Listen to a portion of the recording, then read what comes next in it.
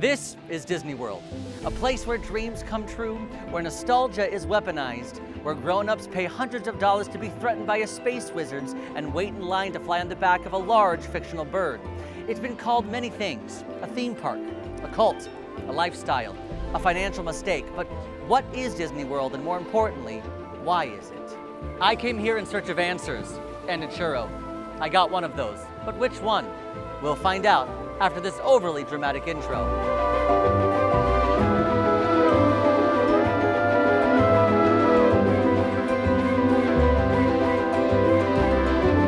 Join me, Sage Starkey, as I explore the myths, legends, and cues of the most magical and most monetized place on Earth. This is Sage on Disney.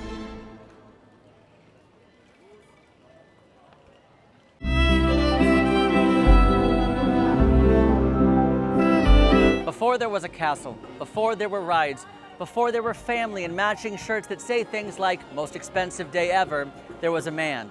And that man was Walt Disney, a visionary, an animator, and apparently a huge fan of mice. Now, some people describe Walt Disney as a genius. Some people describe him as difficult. What's the polite way to say tyrannical dream wizard? Visionary? He was a visionary. He had something in mind. He did it by any means necessary. So a tyrannical dream visionary. Understood. This statue depicts Walt and Mickey. Walt is pointing towards the future. Mickey is all about vibes. But who was this mouse, and why did he take over? Walter Elias Disney was born in 1901 in Chicago, but was raised on a farm in Missouri, which sounds charming until you realize he had to wake up at 4 a.m. to deliver newspapers in freezing weather, which that kind of misery may explain why every Disney hero has at least one dead parent. As a young man, Walt drove ambulances in World War I because nothing says future of family entertainment like treating shrapnel wounds in France. In the 1920s, Walt tried to launch his first animation company, Laugh-O-Gram Studios. It failed, as most businesses with laugh in the name do. Broke but determined, Walt moved to Hollywood with just $40, a suitcase, and a mustache. Walt's first major hit was Oswald the Lucky Rabbit, created in 1927, but due to a contractual technicality, Universal Studios stole the rights out from under him. It was at that moment Disney vowed to never rest until they got even, stealing characters and intellectual property back from Universal until their dying day.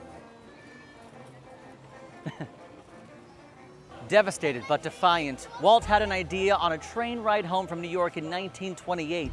That idea was a mouse. Not just any mouse, a mouse with attitude, a mouse with gloves, a mouse who, for unknown reasons, doesn't wear a shirt. And thus, Mortimer Mouse was born. His wife thought Mortimer sounded too pretentious, and thus, Mortimer Mouse was dead. They changed his name to Mickey, and thus, Mickey Mouse was born.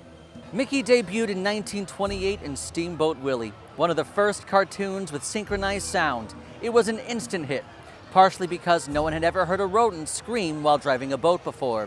Suddenly, Mickey was everywhere, on lunchboxes, watches, and at least 3 tattoos your cousin regrets. Do you think Walt Disney planned to conquer childhood, or did it just happen organically? I think it happened organically. Like, he's a shrewd businessman, but he's more of a creative. If anybody planned to conquer childhood, it was Roy. Well, typically, evil people have mustaches, so that's why I went with conquering. Not all evil people have mustaches. We learn new things every day. Walt didn't invent the mouse, but he did do something far more American. He monetized it. By the 1930s, Mickey Mouse was the most recognizable cartoon character on Earth. In fact, for a brief period in 1935, he was more well-known than actual mice. Mickey wasn't just a cartoon, he was a symbol, a metaphor. He was optimism in the face of the Great Depression. He was escapism before Netflix. He was capitalism, but cute. So the next time you see this mouse, remember, he wasn't born, he was drawn. And in the right lighting, he's kind of terrifying.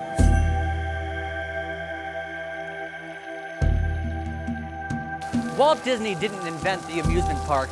He just made it better. cleaner, with less drunks and more ducks. Would you say Walt Disney was a visionary or just someone who had an unhealthy fascination of ducks? Did he have a fascination of ducks? We've named some ducks. Donald Duck, Yeah, sure. Daisy Duck, Uh-huh. ducks in the pond. Yeah. There's also there's other animals. Walt's inspiration for Disneyland came from two places, European pleasure gardens and a bench. Not this one. According to legend, Walt was sitting watching his daughters ride a carousel and thought there should be a place parents and kids can have fun together, which sounds sweet and a little selfish. Walt couldn't get a loan from the bank, so he did something radical. He sold the idea of Disneyland to television. He made a deal with ABC. They'd fund Disneyland, and in exchange, he'd give them a weekly TV show. It promoted the park before it even existed. This was the first time someone sold an ad disguised as entertainment, disguised as a children's show. Today, we call that YouTube. Disneyland opened live on TV. 90 million people watched, which was unfortunate because almost everything went wrong. Asphalt melted, water fountains were dried, rides broke down. A gas leak closed part of the park. Guests counterfeited tickets. One woman reportedly gave birth in the park. It was less happiest place on earth, more escaping Pompeii. Behind Disneyland was WED Enterprises, Walt's personal think tank of artists, Imagineers, and absolute lunatics who said things like, what if a robot Lincoln could stand up on its own? They invented the concept of the Imagineer, a term that means someone who builds dreams. Disneyland wasn't just a success, it was a revolution. It created the theme park as we know it today. It introduced concepts like themed lands, forced perspective, lines you kind of enjoy, and being happy while paying $12 for a corn dog. Walt knew he couldn't expand in California. Land was limited and the surrounding area had become not ideal. By the 1960s, if you stood on top of the Matterhorn, you could see a Taco Bell. So he scouted Florida, 27,000 acres, twice the size of Manhattan. He sent lawyers and fake companies to quietly buy land before locals caught on. This was the kind of careful deception usually reserved for spy novels or billionaires. But Walt didn't just want to build another park. He wanted to build a city. Epcot wasn't originally a theme park. It stood for Experimental Prototype Community of Tomorrow, a place where people would live in harmony with technology, while being monitored by an omnipresent corporate entity, basically Alexa, but urban planning. Key concepts of Walt's Epcot: circular design with radical transportation, no private car ownership inside, homes and tech constantly updated, entire city under Disney control. In other words, a city with extremely confusing transportation, which is how Florida still operates today. Have you ever learned something at Epcot accidentally? Every day. Typically, I learn that I should drink more water when I'm walking around Epcot. And then I forget it.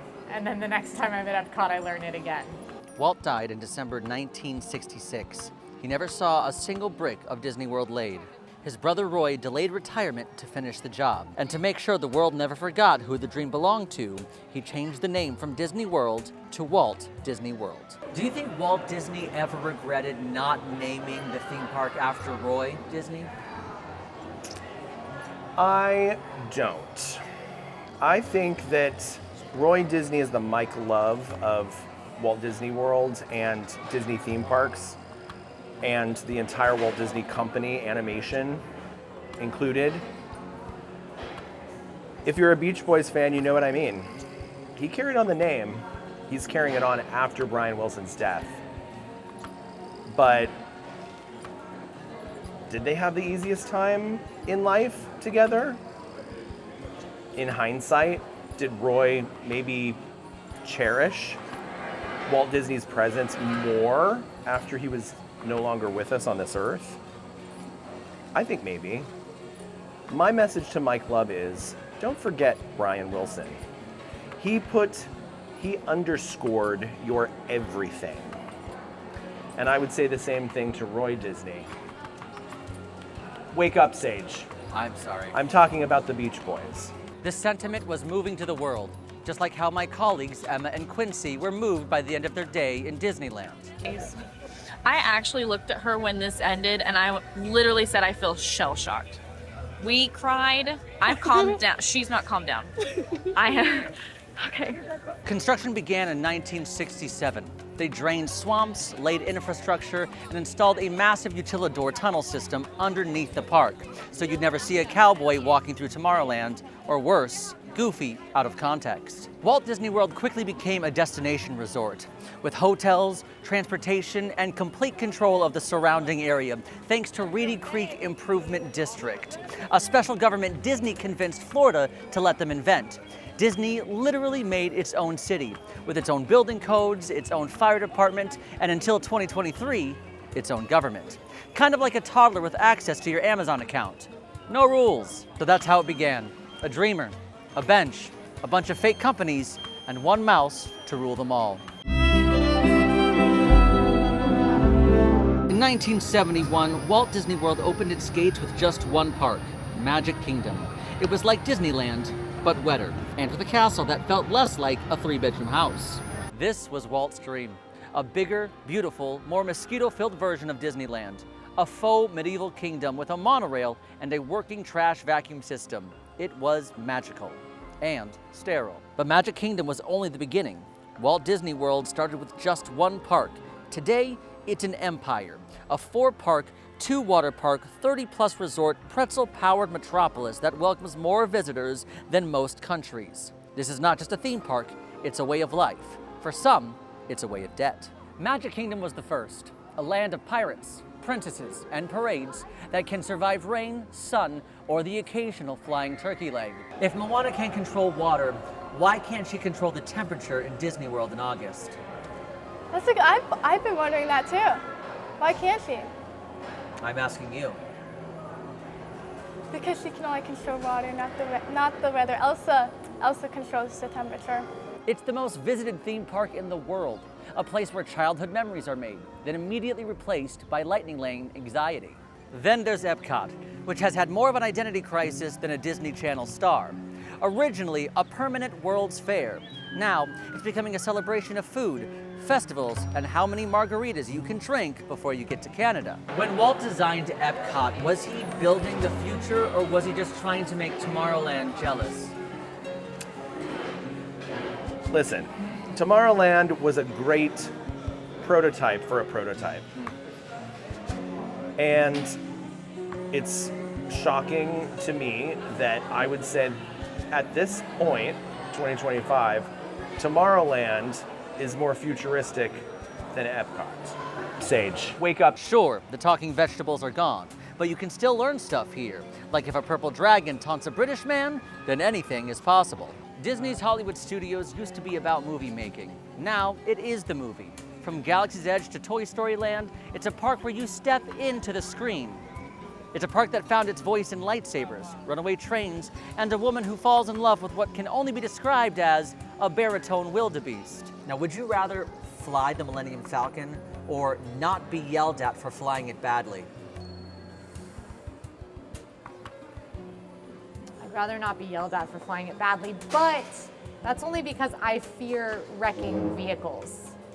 And I feel like I can't fly the Millennium Falcon. And look into the camera and tell me how many vehicles you've wrecked. One. Multiple times. Animal Kingdom is more than just a zoo. It's part theme park, part safari, part spiritual journey, also part sweat lodge. Here you can fly a banshee, escape deforestation, or watch a gorilla give you side eye. The rides are cutting edge, the conservation is real, and the Yeti still broken. Together, these 4 parks make up a world where fantasy, technology, cinema, and nature collide. It's a city with castles and creatures, rockets and robots, churros and charm. And if you're lucky enough, you might even spot the most mysterious creature of all, a Floridian. This is Walt Disney World today. Bigger, bolder, and still just as magical, even if your phone is dead and your kid just spilled a Mickey bar down your leg. Next stop, the IP invasion. Buckle up, it's about to get super and frozen. At some point, Disney looked at the theme parks and said, what if everything was a movie? And then they answered that question with, everything was a movie. You used to come to Disney for an escape. Now, you come to be absorbed into the intellectual property multiverse. It's like Comic-Con, but with fireworks and less furries. Want to ride a motorbike through a neon grid? Done. Want to go to space with raccoons? You got it. Want to sing Let It Go for the 100th time while moving backwards on a Viking boat? Of course you do. When was the first time you realized you were emotionally attached to a raccoon with a machine gun? Oh, Rocket? Who? The IP takeover didn't just replace old rides, it revitalized entire areas. Tron lit up Tomorrowland. Guardians gave Epcot a new heartbeat. Even Animal Kingdom evolved with Pandora's bioluminescent brilliance. Galaxy's Edge is Star Wars in real life. There are droids, lightsabers, a gangster named Ogo who runs a bar. Honestly, it's everything I wanted from my childhood, minus the looming threat of galactic fascism. Even water is now intellectual property. Moana's journey of water turns hydration into storytelling, which feels like something only Disney could pull off. But please, don't drink the water. This shift is about recognition, both emotional and commercial. If guests instantly connect with what they see, they're more likely to remember, return, and purchase a bubble wand shaped like Olaf in the process. It's all about connection, like how my colleagues, Emma and Quincy, felt connected to their Disneyland experience. It's just really beautiful, and I don't know, give me 4 minutes to be silly. I know that people bag on Disney adults, I understand. But if I could make one person feel the way that this made me feel and this day made me feel with my friend, then life's worth it and it's all great and wonderful and beautiful. Then came secret ways that only the best and the brightest spoke of to skip the lines.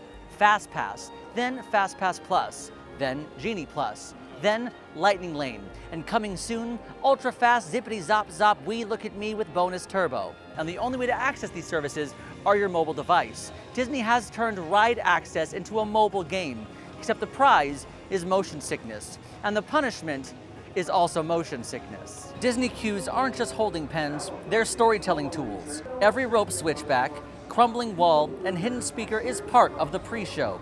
You're not just waiting, you're entering the world. This looks like an ancient ruin, but it's actually crowd control disguised as narrative immersion. Queues have even been updated to have interactive elements. This is where Disney employs a science called guestology, the psychology of theme park behavior. Here's what they know. If you're engaged, moving, or pressing buttons that light up mushrooms, time feels faster. Now, guests have evolved. Within these narrative holding pens, queue survival is key. Queue survival includes gear, tactics, hydration packs, heads up, and family-wide pep talks. Some plan their entire day around queues. Others just cry in them. In a world that moves fast, Disney Queues asks us to slow down, look around, tell stories, share snacks, and maybe, just maybe, learn that good things are still worth the wait. Where is my coffee? Disney is always looking ahead, sometimes decades ahead, from audio animatronics to augmented reality. Walt himself said it best, Disneyland will never be completed as long as there is imagination left in the world, which is inspiring and terrifying if you're the guy updating the app. The parks are constantly evolving. Today's scaffolding is tomorrow's next big land. Epcot is being re-energized, and Disneyland, they're trying to fit in a whole new Avatar land. Pandora in Anaheim, that's like building a rainforest in your driveway. And let's not forget international parks, from Shanghai Zootopia to Tokyo Disney Sea's Fantasy Springs. Disney's future is global, innovative, and aggressively cute. Disney parks are all over the world now, and we're all wondering, when will Australia get their own Disney park? What's that? Abu Dhabi? Got it. What started with a singing bird in a box has turned into droids with GPS, talking trash cans, and Spider-Man doing parkour in the literal air. The line between reality and fantasy is blurring. Magic Band Plus lets you interact with statues. The Disney Parks app plans your day with machine learning.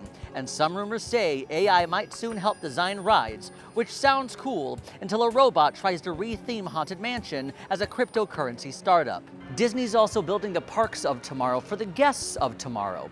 More accessibility tools, more inclusivity, more customization, like picking your adventure, building your lightsaber, or programming your droid to sass your sibling. The goal? A park experience that's not just magical, but personal, where every guest gets to feel like they're the main character, just like my colleagues Emma and Quincy felt when their day ended in Disneyland. Over to you sobbing in the corner.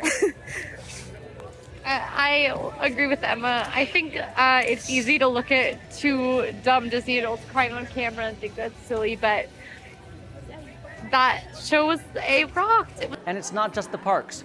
Disney Theatrical continues to bring magic to stages worldwide, from Aladdin to The Lion King. And Disney movies constantly evolving. Animated, epics, multiverse mayhem, and live-action remakes that range from, okay, that was actually pretty good, to who asked for this? And now Disney's streaming platform, Disney Plus, is like a magic mirror that says you'll never run out of content again. Whether you're watching old classics, new galaxies, or that one documentary about Imagineering that made you cry, the future of Disney is sustainable, immersive, and likely more expensive, but also more customizable and more story-driven than ever before. Walt said it started with a mouse, but what it became and what it's becoming is a universe built not just on magic, but on vision, innovation, and churros. Always churros. We've talked about castles, characters, rides, and robots, but none of it means anything without one thing: you.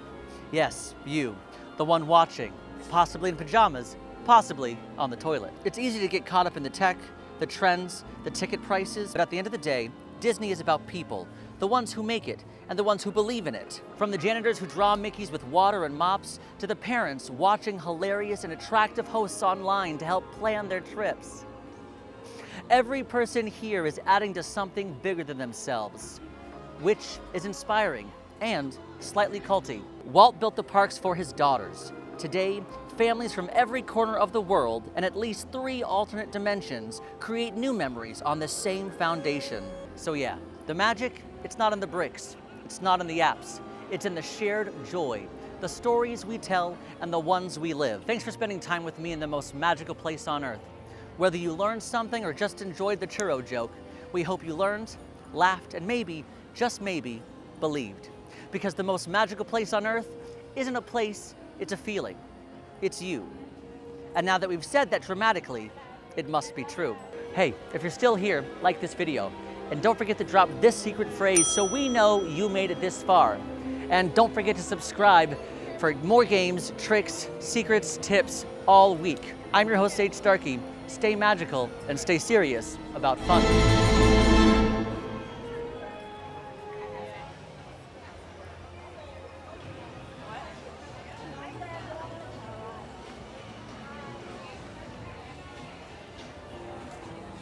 Do you think the reason the Yeti is still broken is because it's just emotionally unavailable?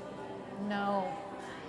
I think it's a physical issue, not an emotional one. Sometimes I don't move when I'm emotionally unavailable. I mean, it's hard to dance when you're sad. That's not true. Watch me.